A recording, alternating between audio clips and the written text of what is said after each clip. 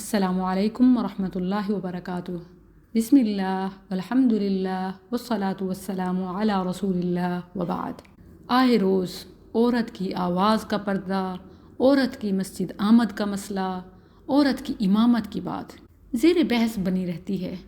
ان تینوں سوالات کے جوابات قرآن و حدیث سے ملاحظہ فرمائیں۔ اولاً عورت کی آواز کا پردہ۔ قرآن و حدیث میں ایسی کوئی دلیل نہیں مل سکی جس سے معلوم ہو کہ عورت کی آواز پردہ ہے، ستر ہے۔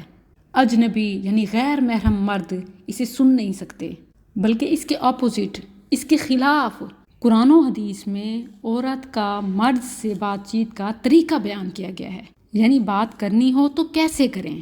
اب اس میں آواز پر پردہ نہیں ہے، بات چیت پر پابندی نہیں ہے، بلکہ طریقہ سکھایا گیا کہ بات کریں تو کیسے کریں۔ سورۃ الاحزاب آیت 53، وَإِذَا سَأَلْتُمُوهُنَّ مَتَاعًا فَاسْأَلُوهُنَّ مِنْ وَرَاءِ حِجَابٍ ذَلِكُمْ أَطْهَرُ لِقُلُوبِكُمْ وَقُلُوبِهِنْ۔ اور جب تم ان سے کوئی سامان مانگو تو ان سے پردے کے پیچھے سے مانگو، یہ تمہارے دلوں اور ان کے دلوں کے لیے زیادہ پاکیزہ ہے۔ آیت کا کانٹیکسٹ ازواج مطہرات کے حوالے سے ہے۔ صحابہ کو تعلیم دی جا رہی ہے کہ ان سے بات کرو تو کیسے کرو، اور یہ بالواسطہ ہمیں سکھایا جا رہا ہے کہ اگر مردوں نے عورتوں سے بات کرنی ہو، عورتوں نے مردوں سے بات کرنی ہو تو من وراء حجاب، یہی دونوں کے لیے بہتر ہے، حجاب کے پیچھے سے یعنی پردے کے ساتھ۔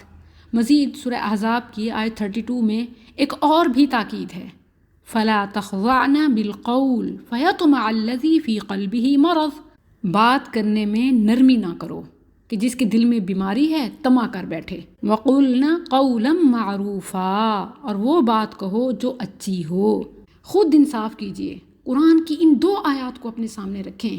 اللہ کے حکم کے مطابق انصاف تو یہ ہے کہ ایک عورت حجاب کے ساتھ تلاوت قرآن کر رہی ہے یا درس و تدریس دین کی تعلیم اور مرد بھی اسے سن رہے ہیں تو اس میں کوئی مذائقہ نہیں۔ تلاوت قرآن سے بڑھ کر قول معروف اور کیا ہو سکتا ہے؟ اور تلاوت کا بھی جو معروف انداز ہے کہ تلاوت کو تجوید اور قرات کے ساتھ پڑھا جائے، وہ اسی طرح پڑھے گی۔ اس میں کوئی لچک، کوئی نرمی والی بات ہی نہیں ہے۔ قرآن کریم کو جس طرح خوبصورت آوازوں کے ساتھ پڑھنے کی ترغیب ہے وہ ویسے ہی پڑھے گی۔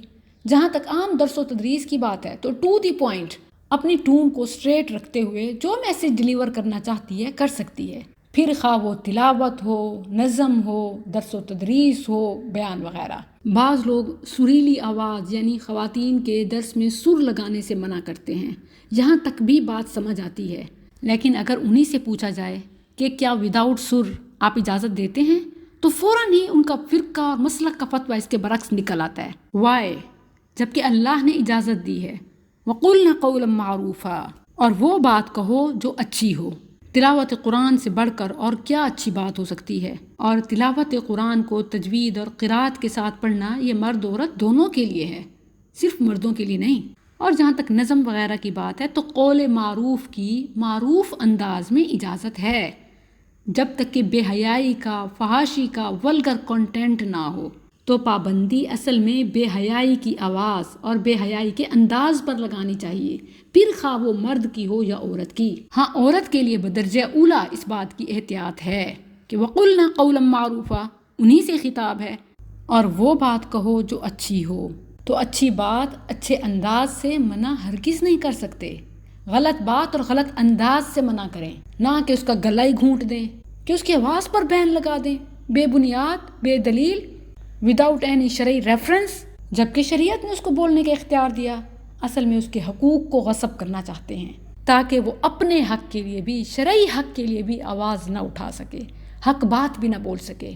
ظلم یہ کہ اسے منسوب اسلام کے ساتھ کیا جاتا ہے، حالانکہ اسلام کا اس سے دور کا بھی واسطہ نہیں۔ یہی فتویٰ دینے والے شیوخ جو احادیث پڑھتے پڑھاتے ہیں وہ صحابہ نے صحابیات سے روایت کی۔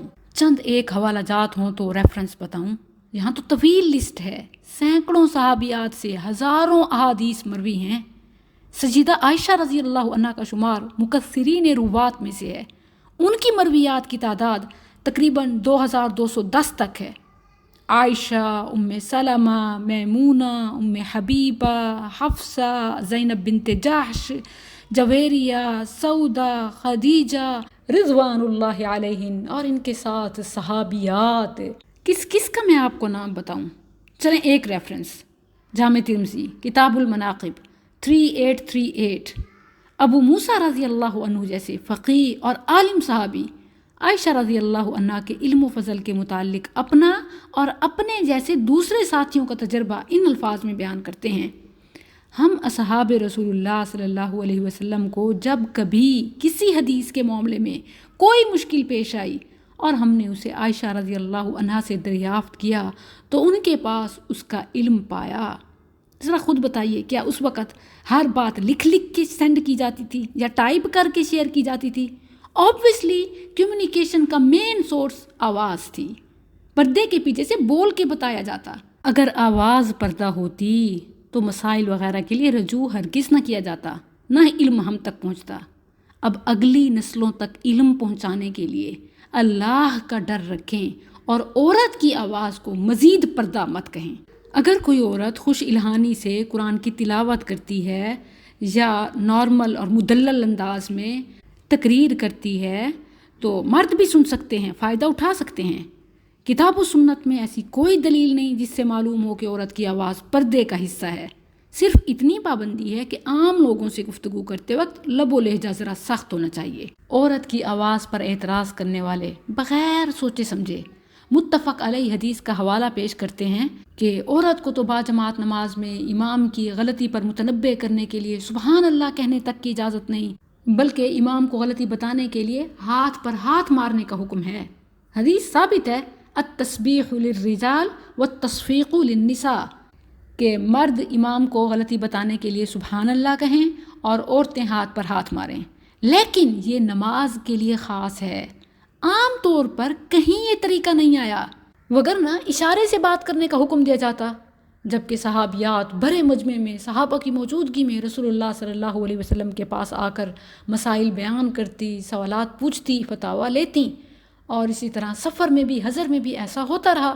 اور خود رسول اللہ صلی اللہ علیہ وسلم عورتوں کو دین کی تعلیم دینے کے لیے اپنی طرف سے کسی عورت کو نہ بھیج دیتے، بلکہ ان کو علیحدہ سے خود دین کی تعلیم دینے کے لیے کوئی نشست رکھتے، اور یا پھر بڑے مجمع میں ہی عورتوں کے پاس جا کر جیسے عید کے موقع پر انہیں نصیحت کرتے اور انفاق کی ترغیب دیتے، اور صحابیات جوش و خروش سے اپنے زیور اتار کر اللہ کی راہ میں دیتی. تو مردوں کا عورتوں سے اور عورتوں کا مردوں سے سوالات و جوابات، تعلیم دین، یہ سلسلہ متفقہ ہے.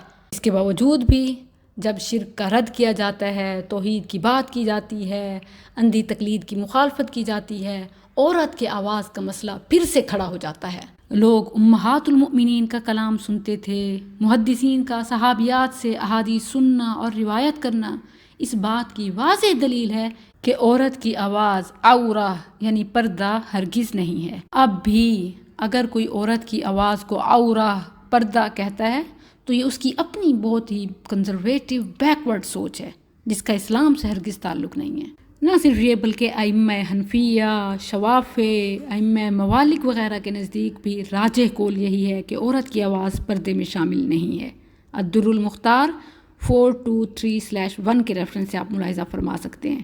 یہی بات محدثین کے نزدیک بھی ہے، پھر خواہ وہ شارح صحیح بخاری حافظ ابن حجر عسقلانی ہوں یا شارح صحیح مسلم امام نووی رحمہم اللہ. باقی صرف علد الخصام بننا اور یوں کہہ دینا کہ پھر عورت اذان کیوں نہیں دیتی، مردوں کی جماعت کیوں نہیں کراتی، خطبہ کیوں نہیں دیتی، تو یہاں شریعت نے تفریق کی ہے، اور یہی اہم ہے. جہاں شریعت نے لکیر کھینچی ہے اس پر قائم رہیں، اپنی طرف سے دوسری تیسری لکیریں مت کھینچیں. رہے اعتراضات عورت کی مسجد آمد پر یا عورت کی عورتوں کی امامت پر، تو اس کے لیے اسٹے ٹیونڈ انشاءاللہ نیکسٹ ایپیسوڈز میں.